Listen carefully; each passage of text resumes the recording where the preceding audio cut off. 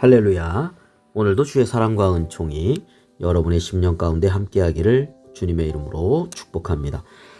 오늘 우리가 함께 묵상하실 말씀은 로마서 15장 22절부터 29절까지 말씀이 되겠습니다.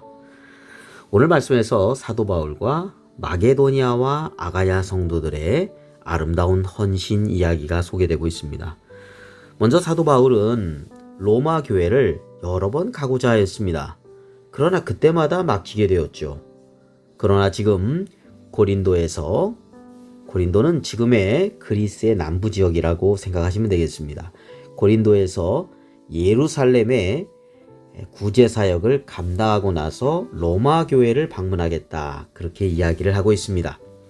그리고 로마 교회의 후원 속에서 서바나, 지금의 스페인으로 선교 사역을 가겠다, 이렇게 이야기를 하고 있습니다. 왜 서바나까지 간다고 오늘 본문에서 두 번이나 강조해서 말을 하고 있을까요? 오늘 23절에도 28절에도 이렇게 말씀하고 있죠. 언제든지 서바나로 갈 때에 너희에게 가기를 바라고 있었으니, 28절에도 그러므로 내가 이 일을 마치고 이 열매를 그들에게 확증한 후에 너희에게 들렸다가 서바나로 가리라, 그렇게 이야기를 하고 있습니다. 당시의 서바나는 땅끝으로 여겨졌습니다. 지금처럼 지구가 둥글다고 생각을 하지 않고 평평하다고 생각을 해서 서바나, 스페인 다음에는 대서양이죠. 여기가 끝이구나, 이렇게 생각을 했던 것 같습니다. 자, 주님께서는 예루살렘과 온 유대와 사마리아와 땅끝까지 복음을 전하라, 그렇게 말씀하셨지 않습니까? 땅끝이었던 서바나까지 복음을 전하려고 했기 때문에 사도 바울은 서바나로 가겠다, 그렇게 이야기를 했습니다. 다시 말하면 주님께서 주신 사명을 끝까지 감당하고자 하는 사도 바울의 충성스러운 헌신을 우리는 알 수가 있습니다. 자, 두 번째로는 마게도니아와 아가야 성도들의 헌신 이야기가 나옵니다. 25절부터 이제 27절에 있는 말씀이죠.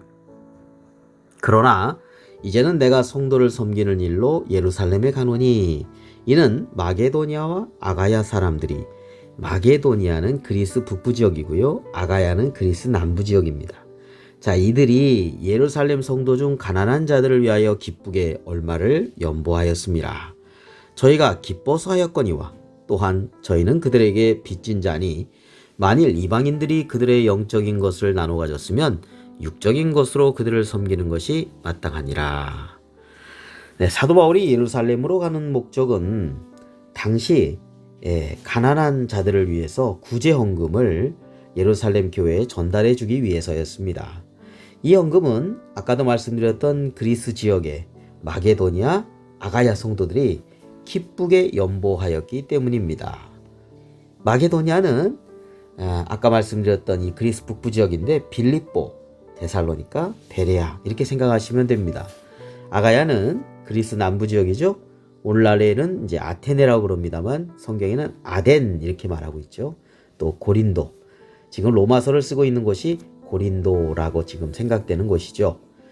자, 이들이 예루살렘 교회 궁핍함의 소식을 듣고 헌금을 하는데 어떻게 헌금하냐? 오늘 26절을 보니까 기쁘게 연보하였습니다 했죠. 27절에도 저희가 기뻐서 하였거니와, 이렇게 말씀하고 있습니다. 자, 헌금이라는 것은 억지로 또는 인색함으로 하는 것이 아니라 사랑과 은혜 속에서 감사함과 기쁨으로 하는 것이 되어야 한다라고 말씀하고 있습니다. 고린도후서 9장 5절에서 8절에 이렇게 말씀하고 있습니다. 그러므로 내가 이 형제들로 먼저 너희에게 가서 너희가 전에 약속한 연보를 미리 준비하게 하도록 권면하는 것이 필요한 줄 생각하였노니, 이렇게 준비하여야 참 연보답고 억지가 아니니라. 참 연보, 억지로 드리는 것이 아니라 준비된 연보다 말씀하고 있죠. 6절입니다. 이것이 곧 적게 심는 자는 적게 거두고 많이 심는 자는 많이 거둔다 하는 말이로다. 각각 그 마음에 정한 대로 할 것이요, 인색함으로나 억지로 하지 말지니 하나님은 줄겨내는 자를 사랑하시느니라.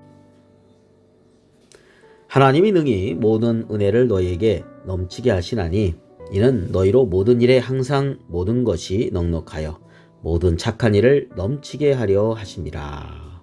네, 고린도후서 9장 5절에서 8절 말씀이었습니다. 자, 참된 연보는요, 마음에 정한 대로 그리고 즐겁게 헌금하는 것이다. 이렇게 말씀하고 있죠. 우리가 주의해야 될 것은 바로 인색함이나 억지로 하는 연보가 되지 않도록 하는 것입니다.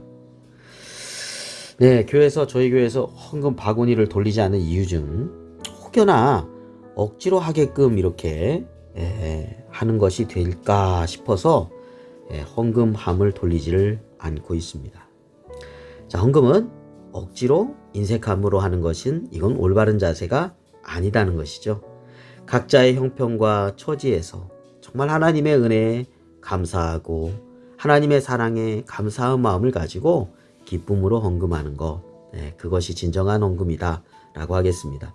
어떤 물리적인 액수보다도 그 마음에 하나님을 향한 사랑의 마음으로, 온전한 헌신의 마음으로, 감사한 마음으로 즐거움으로 드리는 헌금이 참된 헌금이다 라고 하는 것을 우리는 잊지 말아야겠습니다. 종종 이 헌금 때문에 굉장히 신앙생활에 있어서 걸림돌이 되는 경우들이 있습니다. 그렇게 돼서는 안 되겠죠. 그것이 준비된 마음으로, 감사한 마음으로, 기쁜 마음으로 하나님 앞에 헌신하는 것이 되어야 될 줄로 믿습니다. 자, 오늘 사도 바울 또 마게도니아와 아가야의 성도들의 헌신 이야기를 함께 나누었습니다. 정말 최선을 다해서 사명을 감당하고자 하는 사도 바울의 헌신과 또 예루살렘 교회 성도들이 가난함과 궁핍함의 이야기를 듣고 기쁘게 연보를 하는 또 마게도니아와 아가야 성도들의 헌신이 얼마나 귀하고 아름다운지 모릅니다. 이런 헌신이 있을 때 열매가 맺어지죠. 요한복음 12장 24절에 내가 진실로 너에게 이르노니 한 알의 밀이 땅에 떨어져 죽지 아니하면 한 알 그대로 있고 죽으면 많은 열매를 맺느니라 했습니다. 네, 어떤 열매를 맺을 때 한 알의 밀이 이렇게 딱 떨어졌어요. 밀이. 근데 가만히 있으면 아무것도 열매를 맺을 수가 없습니다.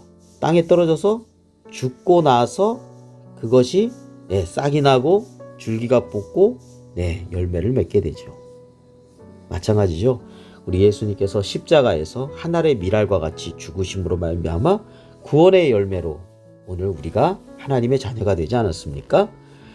그리스도를 믿고 따라가는 우리들도 이렇게 정말 헌신과 봉사를 기쁨으로 감당하고 끝까지 잘 최선을 다해서 감당함을 통해서 하나님께 영광을 돌리고 생명을 살리는 주님의 일에 귀하게 쓰임받게 되기를 주님의 이름으로 축원합니다.